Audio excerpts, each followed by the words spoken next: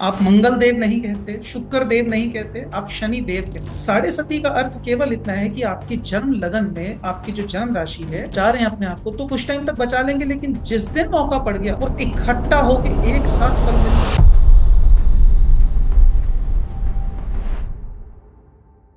शनिदेव की साढ़े साती एक ऐसा सब्जेक्ट है, एक ऐसा विषय है जिसकी बात सुनते ही, नाम सुनते ही लोगों के रोंगटे खड़े हो जाते हैं, सिहरन हो जाती है कि साढ़े साती आ रही है, मालूम नहीं क्या होगा, कितना खराब पीरियड है, कितनी जिंदगी दुश्वारियां। बहुत सारे लोगों को, पंडित लोगों ने कई जगहों पे बता रखा है, तुम्हारी तो साढ़े साती चल रही है, तुम्हारा जीवन का ये हाल है, वो हाल है। और 25 रेमेडी की लिस्ट सामने देते हैं पंडित। शनिदेव का ये दान भी करो, तेल भी करो, चेहरा देख के करो, फलाना ढिमकाना, शिवलिंग पे धूप भी चढ़ाओ, और पता नहीं क्या क्या बहुत कुछ चीजें आपको लिस्ट बना के पंडित लोग देते हैं कि आपका आधे ज्यादा दिन तो उपाय करने में निकल जाता है। शनिदेव तो बेचारे कुछ बुरा करे ना करे, लेकिन काम ना करने के कारण बुरा जरूर होता है। तो मेरे सामने भी एक प्रश्न लाया गया कि शनि की साढ़े साती क्या है और आपके क्या विचार हैं इसके ऊपर। न्यूमरो वास्तु की original research based knowledge Shani की साढ़े साती को किस दृष्टि से देखते, तो हम लोग इस वीडियो में आइए इसको समझने का प्रयास करते हैं। तो शनि देव जो है, देखिए 9 ग्रह में से एक ग्रह शनि है। हम शनि देव से डरते हैं इसलिए हम उन्हें शनि देव कहते हैं। आप बुध देव तो कभी भी नहीं कहते, आप केतु देव तो नहीं कहते, राहु देव नहीं कहते, है ना। आप मंगल देव नहीं कहते, शुक्र देव नहीं कहते, आप शनि देव कहते। तो ये it is just out of fear. हम लोग भय में है, डरते हैं। इसलिए किस बात से डरते हैं? जो पैसा हमारे पास है वो हाथ से ना चला जाए, जो संबंध हमारे पास है वो हाथ से ना चले जाए, जो सेहत हमारे पास है वो सेहत हाथ से ना चली जाए, है ना, कुछ बुरा ना हो जाए। और ये बड़ा स्वाभाविक है। लेकिन हमें सबसे पहले समझना है कि 9 की 9 ग्रहों में शनि देव का रोल क्या है। वो शनि ग्रह जीवन की, जो जीवन को चलाने वाली ऊर्जाएं हैं, ये 9 की 9 ऊर्जाएं, 9 जो ग्रह हैं, ये गवर्निंग पावर्स हैं। ये लाइफ में कोई कोई डोमेन ऑपरेट करती हैं, कोई कोई पर्टिकुलर सब्जेक्ट मैटर हर ग्रह को दिया गया है कि आप इस काम के लिए आप रिस्पॉन्सिबल है, ये काम आपके डोमेन का है।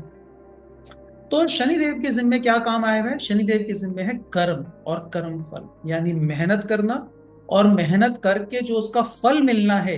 ये दोनों ही बातें शनिदेव के दायरे में। काल कुंडली में जो नेचुरल आपकी हॉरोस्कोप होता है, जिसमें 1 नंबर मेष लगन को, एरीज जो असेंडेंट है उसको 1 नंबर बॉक्स में रखते हैं, फर्स्ट हाउस में। तो इस तरह से 10वां घर जो काम का है उसमें शनिदेव की राशि आती है, और 10वां घर मेहनत का, काम का। और 11वीं राशि 11वें घर में मानी जाती है। 11वां घर फुलफिलमेंट, यानी कि आपको जो प्राप्तियां होनी है, जो आपको इनकम मानी है, वो भी शनिदेव के ही आधिपत्य थे। यानी काम करना और काम का फलस्वरूप जो फायदा मिलना है, गेन्स मिलने हैं, आपको प्राप्तियां मिलनी है, प्रॉफिट मिलना है, दोनों ही शनिदेव के आधिपत्य में आते हैं ऑफिशियली। तो साढ़े सती का अर्थ केवल इतना है कि आपकी जन्म लगन में आपकी जो जन्म राशि है, जब आपका जन्म हुआ उस समय के हॉरोस्कोप में चंद्रमा जिस राशि में है, उस राशि से एक राशि पहले, मान लीजिए चंद्रमा मेष राशि में थे, 1 नंबर की राशि में, तो जब शनि 12वीं राशि, एक से पिछली राशि में एंटर करेंगे, तो शनि की साढ़े सातवीं स्टार्ट होती है, यानी 7.5 साल का पीरियड, यानी ढाई ढाई ढाई के 3 पीरियड। 2.5 साल पिछली राशि के, 2.5 साल जिसमें चंद्रमा है उस राशि के, और फिर 2.5 साल अगले जिससे चंद्रमा से अगली राशि, उसमें ये तीनों साल मिलके, ढाई ढाई ढाई मिलके 7.5 साल, इसलिए साढ़े सात ही का। इस पीरियड की रेलिवेंस क्या है? इस पीरियड के शुरू होते ही शनिदेव का जो इन्फ्लुएंस है वो आपके ऊपर आने लगता है। यानी कि वो आपको मजबूर करते हैं कि आपने जिस प्रयोजन हेतु इस जन्म को लिया है, ये शरीर धारण किया, या आत्मा ने जो शरीर धारण किया है, वो जिस हेतु था, जिस प्रयोजन के कारण वो डिजायर ने एक एक अनमैनिफेस्टेड वर्ल्ड से मैनिफेस्टेड वर्ल्ड में ये शरीर धारण कर लिया, मैनिफेस्ट हो गई वो आत्मा, और ये शरीर आ गया। उस पर्पज को पूरा करने के लिए जाइए। जो भी व्यक्ति उस पर्पज से डेविएटेड है, उसको नहीं कर रहे हैं, कुछ और कर रहे हैं, तो शनिदेव आपको रीअलाइन करने की कोशिश करते हैं कि नहीं, वापस आ जाओ, अपनी सोच पे आ जाओ, ठीक जगह पे आ जाओ। तो ये गिलास है, ये पानी है इसके अंदर, अगर इसको हिलाऊंगा, ऐसे हिलाऊंगा, तो देख रहे हैं पानी ऊपर की तरफ आएगा, पानी उछलेगा, ऊपर आएगा। तो जीवन में जो हमारे हालात हैं, जब वो हिलते हैं, जब जीवन में हमें झकोले मिलते हैं, है ना, हम हिलते हैं, हमारी सारी सिचुएशन हिल जाती है, अस्त व्यस्त हो जाता है, तो ये अस्त व्यस्त होना, ये हमें हमारे कंफर्ट जोन से निकालने की एक एक्टिविटी होती है। ये कहती है कि आप जो जितने सेटल्ड लाइफ जी रहे हैं ना, आप जितनी स्टेबल लाइफ जी रहे हैं, शांति का जीवन जी रहे हैं, उसमें हलचल है। वो हिलेगी, क्यों हिलेगी? बेसिकली आपको ऊपर उठाने, वो अपलिफ्टमेंट फाइनेंशियल भी हो सकता है, स्पिरिचुअल भी हो सकता है, या फिर वो सोशल भी हो सकता है और दूसरे किसी भी डोमेन का भी हो सकता है कि आप जो प्रैक्टिकली जिन चीजों को सोच रहे हैं उससे रिलेटेड भी चीजें हिल सकती हैं। लेकिन इतने हम इतने शांति चाहते हैं, हम ये चाहते हैं कि लाइफ बिल्कुल सेटल्ड रहे, स्टेबल रहे। तो कुछ भी हिलना डुलना हमें लगता है कि अरे भूचाल आ गया, गड़बड़ हो गई, सब लाइफ हिल गई। और स्वाभाविक है, सच्ची बात है, प्रैक्टिकली मेरे साथ भी होगा तो मुझे भी ऐसे ही लगेगा। लेकिन शनिदेव क्या कर रहे हैं? शनिदेव आपको तकलीफ देने नहीं आए हैं। शनिदेव को बहुत मनहूस, बहुत नेष्टकारी, खराब ऐसा एक इमेज बना दी गई है। क्यों? ऐसी इमेज बनाएंगे तभी तो पंडिताई चलेगी, तभी तो आप उपाय करेंगे, तभी तो पैसे मिलेंगे, तभी तो उपाय बिकेंगे।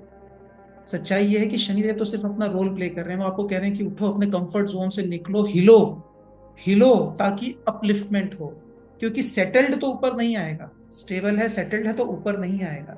तलछट तो नीचे ही बैठ जाए। आपको ऊपर आना है, बाहर निकलना है तो हिलना पड़ेगा।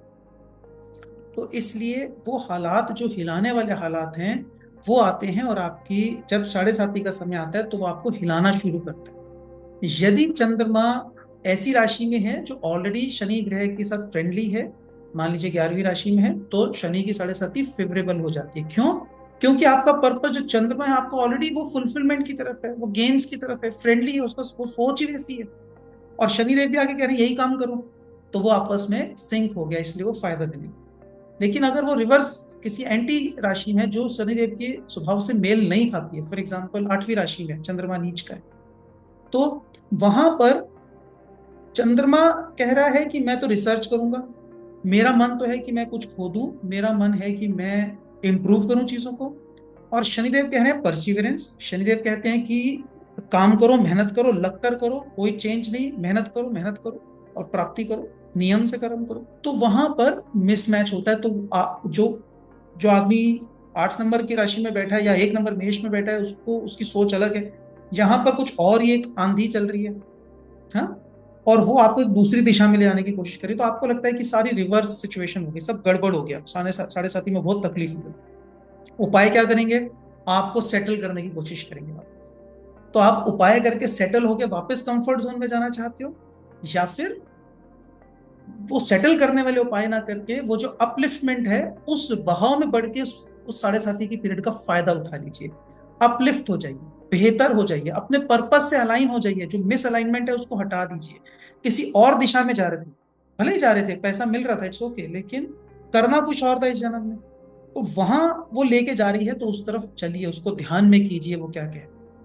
तो 7:30 में हमें सबसे पहले मैं ये कहूंगा कि आप अपने दिमाग से विचार हटा दें कि ये खराब समय है सबके लिए, सब कुछ नेगेटिव है, ऐसा नहीं होता है। बहुत पॉजिटिव समय भी होता है।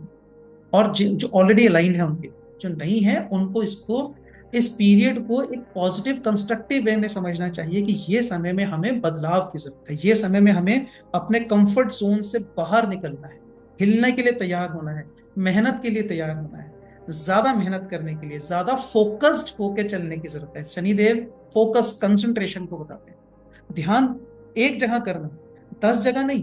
ये भी कर रहे हैं थोड़ी देर, थोड़ी देर वो भी कर रहे हैं, फिर वो भी करा कर करके छोड़ दिया, फिर कहते हैं जी जीवन में हमारा तो कोई बिजनेस सेटल नहीं हुआ। आपने सही बिजनेस पकड़ा नहीं, और पकड़ा तो आपने मेहनत नहीं की। कोई भी चीज को सेटल करने में टाइम लगता है। तो 7:30 के पीरियड को आपको समझना है कि इसको शनिदेव की कृपा के रूप में समझिए। वो सिर्फ और सिर्फ आपके ही कर्मों का फल देने के लिए आए। जो कर्म हम पहले करके आए हुए हैं उसी का फल हमें मिलना है। तो ये हम उससे बच नहीं सकते। कोई भी उपाय उसको डिफर कर सकता है, उसको कुछ टाइम के लिए टाल सकता है। कभी भी उपाय आपको आपके कर्म फल से वंचित नहीं कर सकते, उन कर्म फल को खत्म नहीं कर सकते, उसको सिर्फ टाल सकते हैं, आगे कर सकते हैं, आगे जाके फिर मिले। जो भी तेल की रेमेडी है, सरसों का तेल जलाना, दीपक जलाने, मुझे ऐसा लगता है कि ठीक है आप कीजिए, टेम्परेरी रिलीफ मिलता है डेफिनेटली। लेकिन कई जगहों पे अगर आपने नेगेटिव कर्म आपके हैं और आप वो दीपक जला के उसको बचा रहे हैं अपने आप को, तो कुछ टाइम तक बचा लेंगे, लेकिन जिस दिन मौका पड़ गया वो इकट्ठा होके एक साथ फल मिल जाएगा। मेरा अनुभव है, ये मैंने देखा है लोगों के साथ, एक साथ फल मिल जाए।